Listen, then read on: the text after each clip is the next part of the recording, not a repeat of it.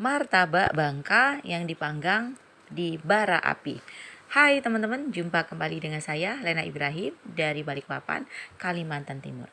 Ini hasil martabak yang dipanggang di bara api ya teman-teman.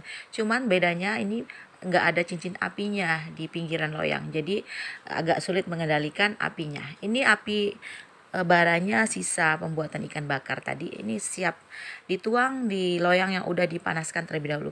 Memanaskan loyang bisa dua cara ya teman-teman, bisa di kompor biasa kalau mau cepet ini, atau di bara api langsung, nggak masalah.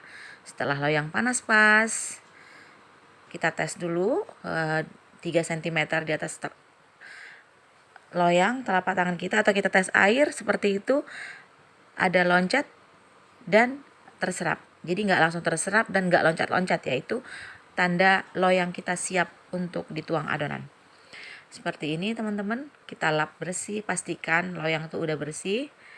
Nah kan ini kebetulan nggak sama, sebelah kirinya itu kurang panas, jadi saya geser ke kanan sedikit. Jadi memang kesulitan kita pakai bara api ini karena ini nggak ada persiapan ya, jadi nggak ada pembatasnya, nggak ada cincin apinya agar panas tuh ngumpul di tengah loyang. Nah ini darurat aja teman-teman seperti ini karena saking saya penasarannya itu. Nah ini kita tuang, adonan pastikan sudah kalis, terlihat mengkilat seperti itu ya kalau adonan kita bagus. Kita putar beberapa kali. Ini adonan saya encer, ini saya pakai resep premium ya teman-teman, pakai 10 kuning telur per kg terigu. Nah seperti ini, agak lambat memang naiknya, tapi naik. Dipastikan adonan ini naik dan mengembang, walaupun pelan.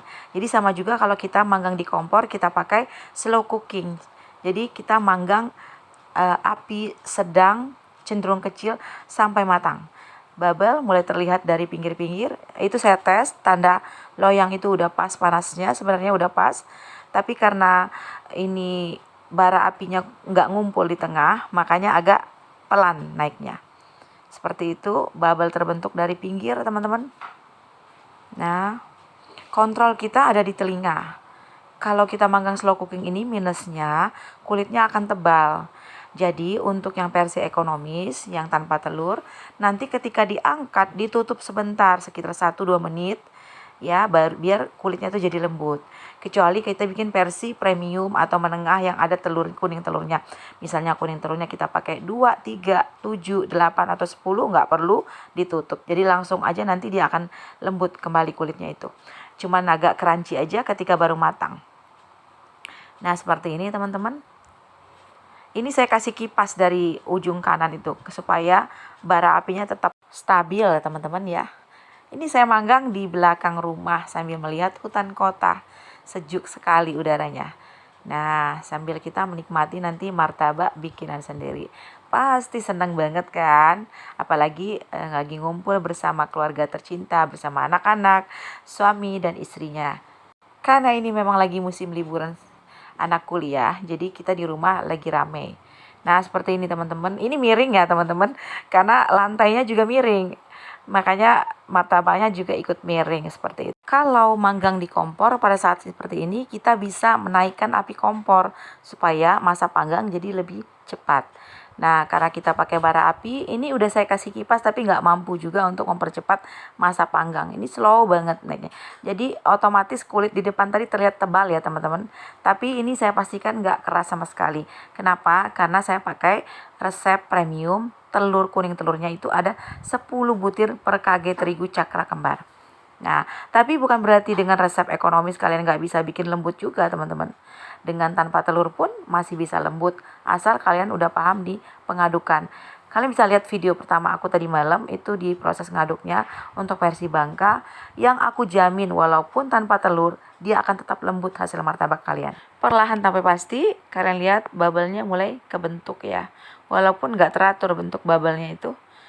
Ada yang di tengah duluan, ada yang di pinggir duluan. Videonya memang nggak sengaja aku percepat teman-teman ya, sengaja aku perlihatkan durasinya yang panjang biar kalian lihat ini lambat, jadi nggak bisa kita percepat karena nggak bisa permainan apinya ya, beda sama kompor LPG ya dengan bara api ini. Seperti ini sampai akhirnya bubble-nya seperti ini teman-teman. Nah ini udah tahap bisa kita kasih gula ketika bubble-nya sudah terbentuk semua. Jadi nggak berani mempercepat masa panggang kalau kita manggang di bara api seperti ini. Setelah tabur gula seperti ini, bolehlah kita tutup rapat. Kenapa kalau tutup rapat? Jika bubble sudah pecah semua atau terbentuk semua. Karena ini di bagian tengah itu masih belum terlihat bubble-nya, jadi saya nggak berani tutup rapat. Tara, ini hasilnya martabak bangka yang dipanggang di bara api. Kulitnya memang terlihat agak tebal ya teman-teman. Ini tipenya tipe kokoh, padat, tapi saya jamin lembut dan kenyal. Oh iya, tadi di videonya saya nggak lihat, nggak ambil videonya ketika diberi olesan butter ya. Ini kulitnya saya oles butter supaya lebih wangi dan lebih bertahan kelembutannya. Jadi ada perbedaan kalau kita pakai margarin. Usahakan kulit martabak itu kita kasih butter aja, walaupun adonan di dalamnya itu kita kasih olesan margarin. Gimana? Kamu tertarik untuk mencobanya?